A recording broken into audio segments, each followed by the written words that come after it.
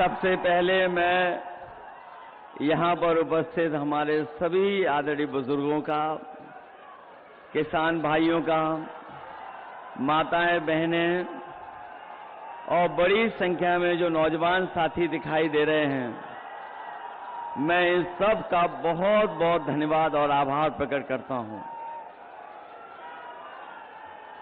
जहां मैं देख रहा हूं कि पूरा का पूरा पंडाल आगे से लेकर के पीछे तक आखिरी तक बिल्कुल भरा हुआ दिखाई दे रहा है। जहां पंडाल के बाहर भी कोई धूप बचाने के लिए जगह नहीं है, उसके बावजूद भी बड़ी संख्या में हमें अपने नौजवान दाएं और बाएं तरफ भी बड़ी संख्या में दिखाई दे रहे हैं। और ऐसे भी हमें नौजवान दिखाई दे रहे हैं जहां गर्मी के कारण, उमस के कारण पूरे पसीने से लथपथ हमें दिखाई दे रहे हैं।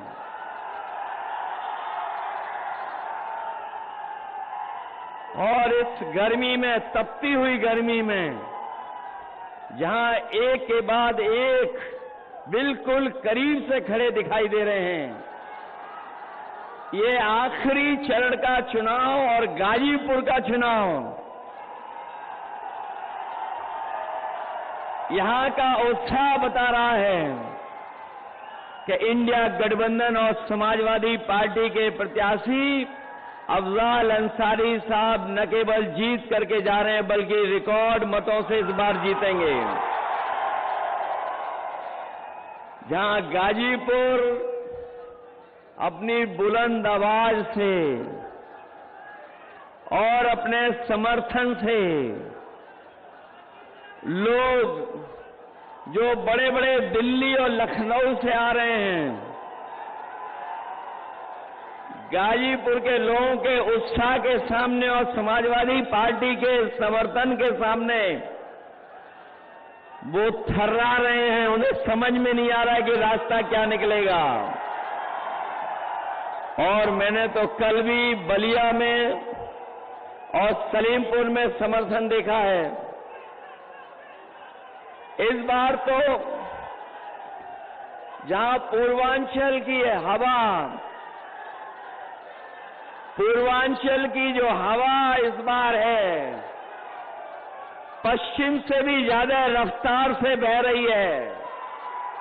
जो शुरुआत पश्चिम से हुई थी, वो आते आते यहां पर बलिया, गाजीपुर में किस ऊंचाई तक पहुंचेगी। और मैं ये कह सकता हूं कि जो जनता का गुस्सा बढ़ता चला जा रहा है, पहले चरण में जो गुस्सा दिखाई दिया था सरकार के खिलाफ, आज गाजीपुर में आकर के वो सातवें आसमान पे दिखाई दे रहा है। ये जो 400 पार वाली बात कह रहे थे, 400 पार, वो अब 400 हारने जा रहे हैं। ये 400 पार नहीं हो रहा इनसे। ये इनका सब हिसाब किताब डगमगा गया है। और अभी आपने देखा होगा कि जो बहुत बड़ी बड़ी बात कहते थे, इधर उनका आत्मविश्वास जो लड़खड़ाया है, उनका आत्मविश्वास जो लड़खड़ाया, उससे उनकी जवान भी लड़खड़ा गई है। अब कोई उनकी पुरानी कहानी सुनना नहीं चाहता है। पुरानी कहानी, पुराने डायलॉग जो घिसे पिटे हैं, कोई सुनना नहीं चाहता है।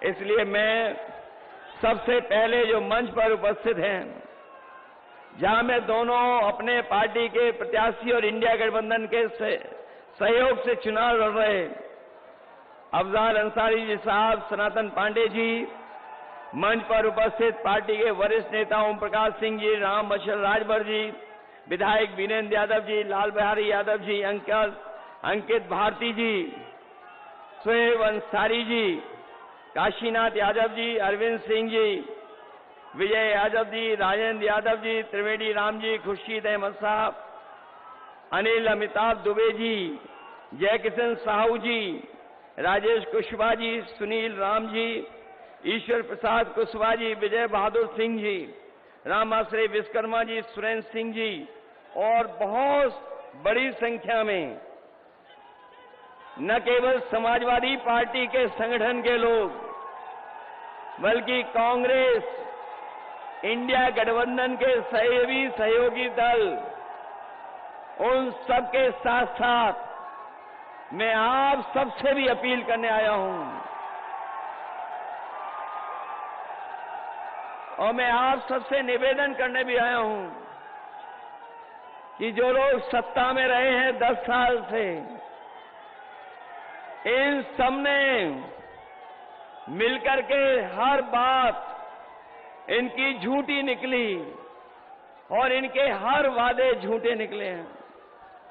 जब 10 साल पीछे मुड़ करके देखते हैं, जबकि गाजीपुर और आसपास का इलाका वो इलाका है जो देश के प्रथम सांसद हैं, जो बनारस से चुन करके जाते हैं, उनके क्षेत्र के आसपास के ये इलाके हैं। जो विकास, जो खुशहाली, जो तरक्की होनी चाहिए थी, वो आज हम तरक्की और खुशहाली नहीं देख रहे हैं। जहां तरक्की और खुशहाली के लिए कोई रास्ता नहीं बनाया, वहीं पिछले 10 साल में हमारा किसान दुखी हो गया, संकट में चला गया। और यहां के किसानों ने वो समय भी देखा जिस समय ये सरकार काले कानून ला करके हमारे किसानों की पैदावार के साथ साथ जमीन को भी हड़पना चाहती थी। लेकिन हमारा किसान न केवल पूर्वांचल का किसान बल्कि देश का किसान जागरूक था। उसने सरकार के खिलाफ लड़ाई लड़ने का काम किया, धरने पे बैठ गया दिल्ली जाकर के, और वो तब तक नहीं हटा था जब तक सरकार ने काले कानून वापस नहीं ले लिए। और मैं आपको कहना चाहता हूं, मैं आगे गाजीपुर के अपने तमाम समाजवादी साथियों का मैं धन्यवाद और आभार इसलिए भी प्रकट करना चाहता हूं कि जिस समय 2022 के चुनाव से पहले मैंने यहीं से रथ यात्रा शुरू की थी, आपके जिले से, जहां पर वो समाजवादी सरकार का बना हुआ पूर्वांचल एक्सप्रेस वे जुड़ता है, उस गांव पखनपुरा से हमने शुरू किया था। और जो सहयोग समर्थन आपसे मिला था, मुझे नहीं पता था कि मुझे रात में भी चलना पड़ेगा। मैंने सुबह सुबह रथ यात्रा शुरू की थी, पूरा दिन पूरी रात चल करके जब मैं लखनऊ पहुंचा था, मुझे याद है सबसे पहले वही खबर मिली थी कि जहां किसान के आंदोलन की वजह से और उत्तर प्रदेश के चुनाव की वजह से भारतीय जनता पार्टी ने वो काले कानून वापस ले लिए थे। उसके लिए हमारे गाजीपुर के किसान और नौजवानों को भी बधाई देता हूं, जिन्होंने सड़क पर आकर के उस सरकार के खिलाफ खड़े होकर के आंदोलन को आगे बढ़ाने का काम किया था। न केवल काले कानून लाए थे ये लोग, बीजेपी ने हमारे किसानों को ये भी वादा दिलाया था कि उन्हें मौका मिल जाएगा तो किसानों की आय दोगुनी हो जाएगी। और जब भी यहां प्रधानमंत्री जी आए, वो कभी वो बात नहीं भूले कि कभी लोकसभा में आपके एक सांसद जी ने कहा था कि यहां पर इतनी गरीबी है कि लोगों ने दाने बीन करके खाना खाया था, दाने बीन बनकर करके। उस समय भुखमरी में गरीब दाना बीन करके खाना खाता था। लेकिन सोचिए 10 साल बाद जिन्होंने कहा था कि किसानों की आय दोगुनी हो जाएगी। हमारा किसान वैसा ही का वैसा, लेकिन उसकी आय दोगुनी नहीं हुई। न केवल आय दोगुनी का वादा किया, वहीं ये भी कहा था कि किसान को लाभकारी मूल्य देंगे।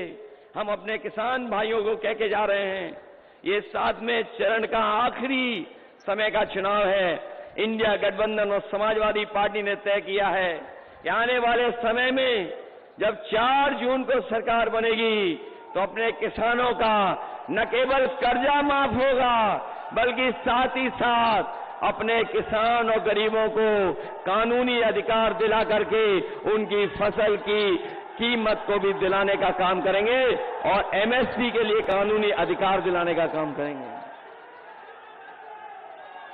जहां किसान और गरीब पूरी ईमानदारी के साथ उनके खिलाफ खड़ा है, वहीं ये नौजवानों ने भी मन बना रखा है इस बार कि जिन्होंने उनके जीवन का सबसे ज्यादा समय बर्बाद किया है, जिन्होंने नौकरी नहीं दी, रोजगार नहीं दिया, उन लोगों को भी सबक सिखाने का काम नौजवान करेगा। और यहां पर जो नौजवान मौजूद हैं और जो लोग दूर से भी सुन रहे होंगे, देख रहे होंगे, वो जानते होंगे इस सरकार में जितनी भी परीक्षाएं हुई, उन परीक्षाओं के सबके पेपर लीक हो गए। और ये जो पढ़ा लिखा नौजवान है, जो कोचिंग करता है, वो जानता होगा कि एक परीक्षा नहीं, बल्कि इस सरकार में जितनी परीक्षाएं हुई हैं, उन सभी परीक्षाओं के पेपर लीक हो गए। ये नौजवानों की नौकरी तो छीनी है, लेकिन नौजवानों का 1/3 जीवन इन्होंने बर्बाद कर दिया है। मैं अपने नौजवानों से कह के जा रहा हूं, और खासकर यहां के नौजवान का मैंने समय समय पर देखा है और कई मौकों पर कि यहां का नौजवान मेहनत करता है, तैयारी करता है, न केवल नौकरी के लिए तैयारी करता है, बल्कि यहां का नौजवान ऐसा है जो देश की सीमा के रक्षा के लिए पक्की वर्दी पहन करके वहां की सेवा करना चाहता है। लेकिन जहां इन्होंने पेपर लीक करके नौकरी छीनी, वहीं हमारा नौजवान जानता होगा कि अग्निवीर व्यवस्था लागू कर करके इन्होंने जो आधी अधूरी नौकरी देने का वादा किया है, इस तरह की नौकरी को हम लोग कभी स्वीकार नहीं कर सकते हैं, कभी स्वीकार नहीं कर सकते हैं। और ये धरती तो वो है जिसने वीरों को जन्म दिया है। ये धरती वो है जिसने समय समय पर देश की रक्षा के लिए अपनी जान की परवाह नहीं की। यहां पर तमाम वो गांव हैं जिनका एक गांव से एक एक नौजवान देश की रक्षा के लिए, सीमा पे जाने के लिए, वर्दी पहनने के लिए हमेशा तैयार रहता है। यहां पर वो गांव भी है जो न केवल हम, पूरा देश और हमारे फौज के लोग भी जानते हैं कि घेमर जैसा गांव पूरे देश में नहीं होगा जहां पर इतनी बड़ी संख्या में नौजवान न केवल फौज में जवान बन करके जाते हैं, बल्कि अधिकारी की ऊंचाइयों तक पहुंच करके देश की सेवा करते हैं। मैं अपने गाजीपुर के नौजवानों को कह के जा रहा हूं, ये जो अग्निवीर व्यवस्था है, ये ऐसी व्यवस्था है जिसमें न केवल शहीद का दर्जा भी नहीं मिलेगा आपको, न शहीद का दर्जा है, न आपको तमाम सुविधाएं मिलेंगी। ये सब केवल अपने स्वार्थ के लिए ये व्यवस्था बनाई है। इसलिए अपने नौजवानों से कह के जा रहा हूं कि 4 जून के बाद जब दिल्ली में सरकार बनेगी तो अग्निवीर जैसी नौकरी हमेशा हमेशा के लिए खत्म हो जाएगी।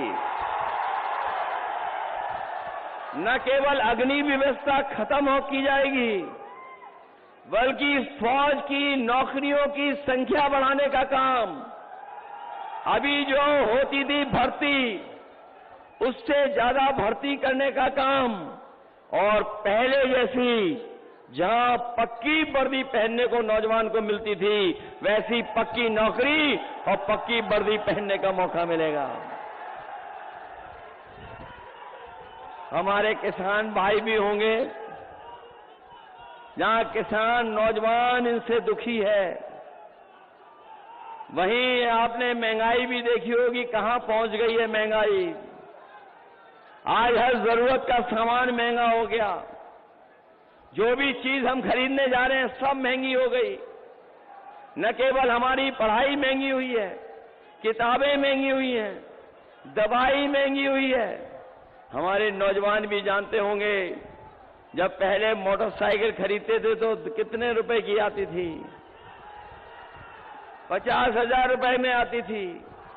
और आज जब बाजार से खरीदना पड़ता होगा तो बताओ कितने रुपए की आ रही है? 1 लाख से ऊपर कर दी है। जहां हर जरूरत का सामान महंगा किया है, आपके डीजल पेट्रोल के साथ साथ कीटनाशक दवाइयां, और हमारा किसान ये भी जानता होगा कि जब वो डीएपी लेने गया तो सरकार ने मजबूर किया कि जब तक नैनो यूरिया नहीं खरीदोगे आपको डीएपी नहीं मिलेगी। लेकिन नैनो यूरिया से कोई न पैदावार बढ़ी, न फसल को लाभ पहुंचा।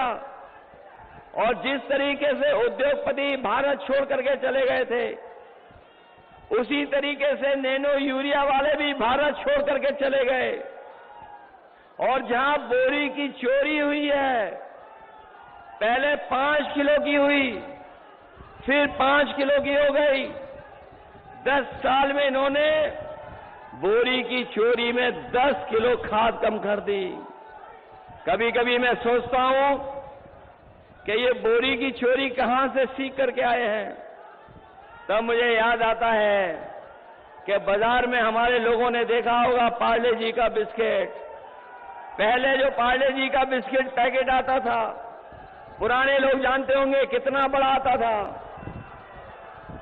और जैसे जैसे महंगाई बढ़ी और उन्होंने मुनाफा कम नहीं किया तो अब पैकेट कितना छोटा हो गया। आज 5 बिस्किट का पैकेट आ रहा है। याद रखना, ये बीजेपी वाले सरकार में आ गए तो हो सकता है आपका बिस्किट का पैकेट 1 बिस्किट वाला मिल जाए। इसलिए जहां हम महंगाई से सावधान करने आए हैं, वहीं अपने नौजवानों से और गरीबों से कहने आए हैं कि जिस समय 2022 में इन्होंने राशन दे करके वोट लेने का काम किया था, इधर राशन की मात्रा कम कर दी और जो राशन की गुणवत्ता है वो भी अच्छी नहीं है।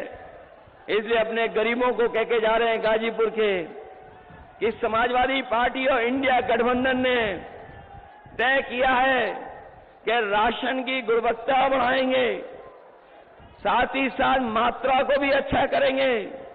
और मात्रा और गुणवत्ता बढ़ा करके जिस तरीके से संपन्न लोग बाजार का आटा खरीद करके खा रहे हैं, पैकेट का आटा जो न केवल गुणवत्ता में अच्छा है, पौष्टिक भी है, तो हम अपने गरीबों को कह के जा रहे हैं राशन की मात्रा बढ़ाएंगे, गुणवत्ता बढ़ाएंगे और पैकेट के आटा के साथ साथ डाटा भी फ्री दिलाने का काम करेंगे।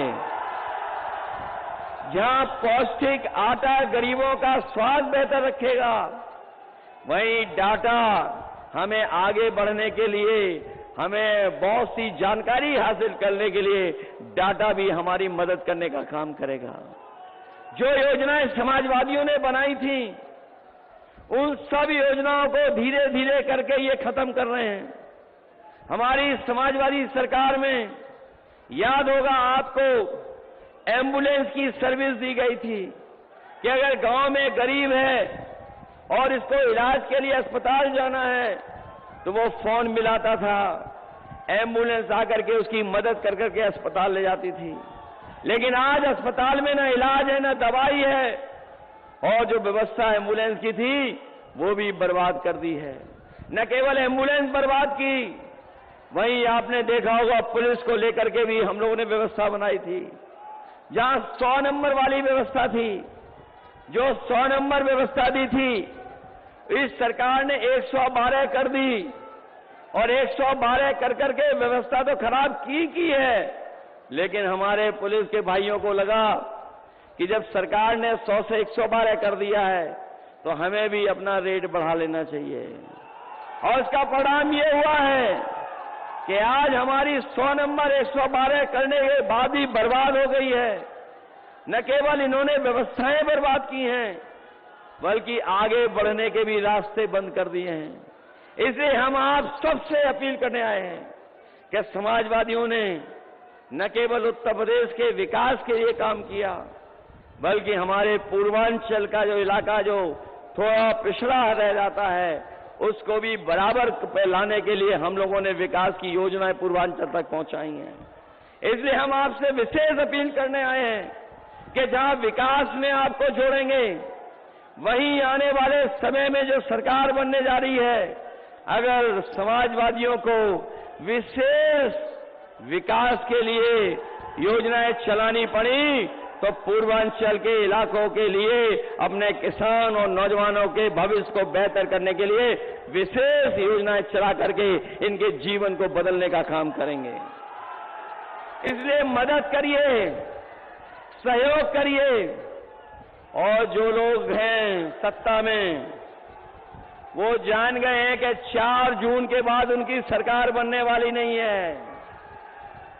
वो ये स्वीकार कर चुके हैं कि 4 जून के बाद उनकी सरकार नहीं बनने जा रही है।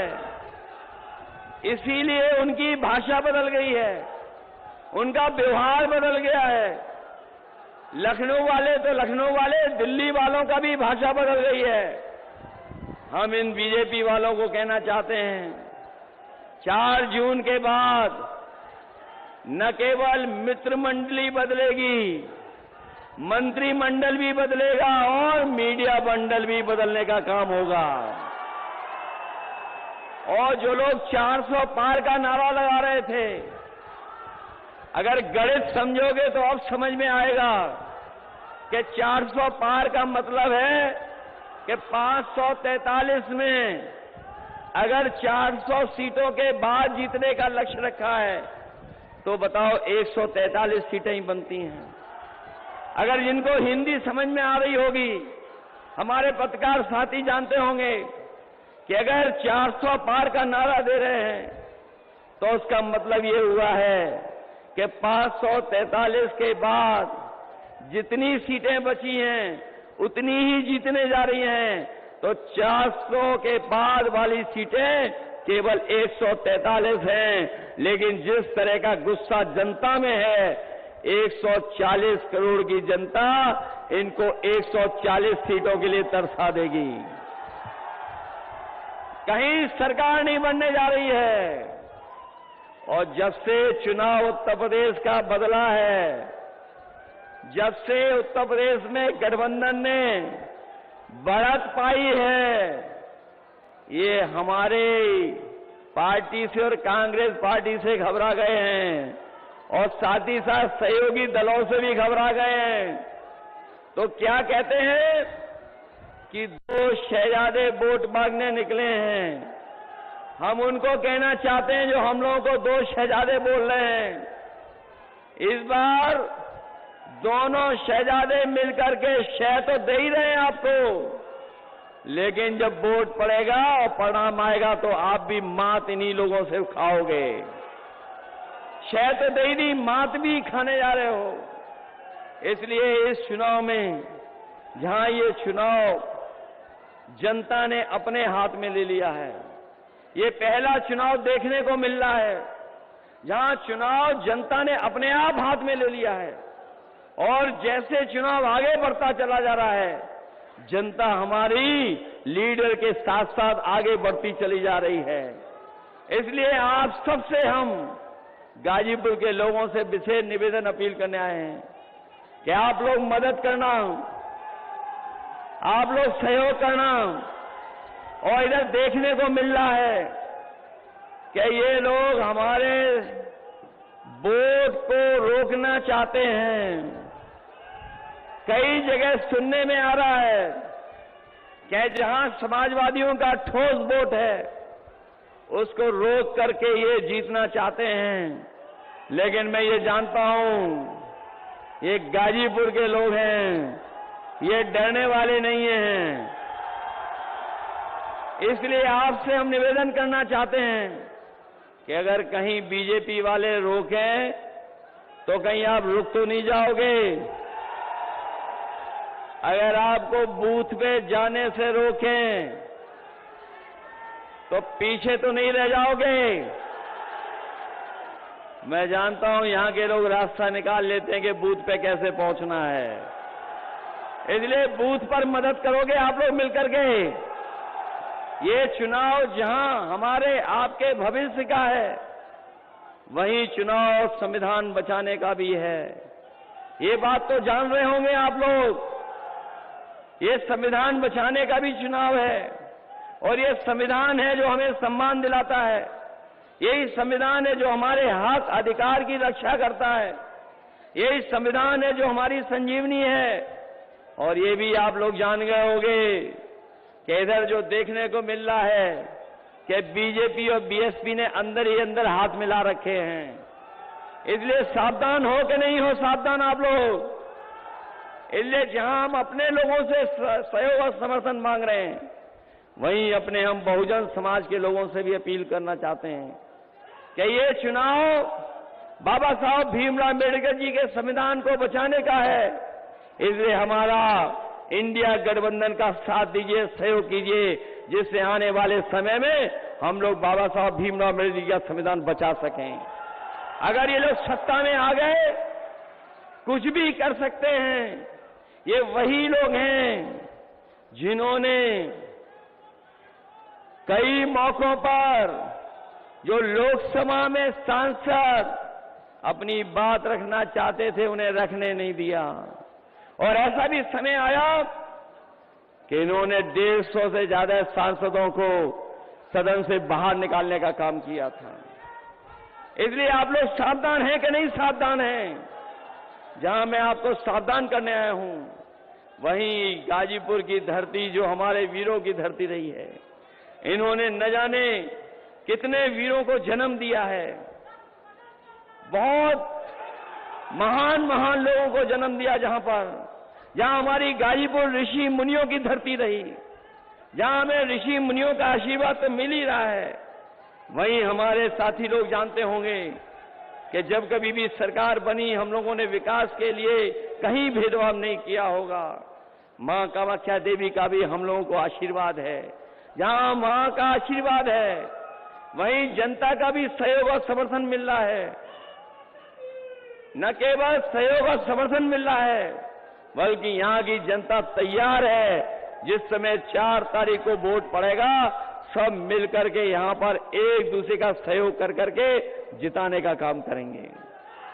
इसलिए जहां अफजाल अंसारी जी को जिताना है, वहीं हमारे सनातन पांडे जी की भी मदद करना। गाजीपुर के लोगों की जिम्मेदारी है, अपनी लोकसभा तो जितानी है, लेकिन बलिया की लोकसभा को भी जिताना है।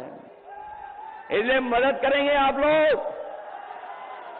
सभी की निगाहें गाजीपुर पर हैं, सभी की निगाहें गाजीपुर पर हैं। गाजीपुर के लोग, कमजोरी तो नहीं दिखाओगे आप लोग। आपको पता होना चाहिए लड़ाई बड़ी है, लड़ाई आर पार की भी है, और लड़ाई ऐसी है कि उत्तर प्रदेश ही देश को बचा सकता है। इसलिए 80 हराओ और भाजपा को भगाओ। जब भाजपा हटेगी तभी हमारा संविधान बचेगा, और भाजपा हटेगी तो अभी हमारे नौजवानों को पक्की नौकरी और पक्की रोजगार मिलेगा, उससे पहले मिलना नहीं। इसीलिए इन्हीं शब्दों के साथ, जहां हम किसानों का कर्ज माफ कर रहे हैं, 30 लाख नौकरियां निकाल करके दे रहे हैं, वहीं अपनी माताओं बहनों को भरोसा दिला के जा रहे हैं। कभी नेताजी ने, समाजवादियों ने समाजवादी पेंशन के साथ साथ विद्याधन देकर के बेटियों को बढ़ने का मौका दिया था। इस बार इंडिया गठबंधन अपनी गरीब माताओं बहनों के अकाउंट में 1 लाख रुपए भेज करके उनको लखपति बनाने का काम करेगा। इसलिए सहयोग करो, मदद करो और चुनाव चिन्ह साइकिल मत भूलना। यही निवेदन, यही अपील मैं आप सबसे करने आया हूं। जहां आपने इस कार्यक्रम को सफल बनाया उसके लिए मैं बहुत बहुत धन्यवाद देता हूं। ये बड़ी संख्या में जो नौजवान साथी और हमारे किसान भाई आए हैं, मैं इन सबसे इस उम्मीद और भरोसे के साथ कि जब परिणाम आएगा तो गाजीपुर तो जीतेगा ही जीतेगा।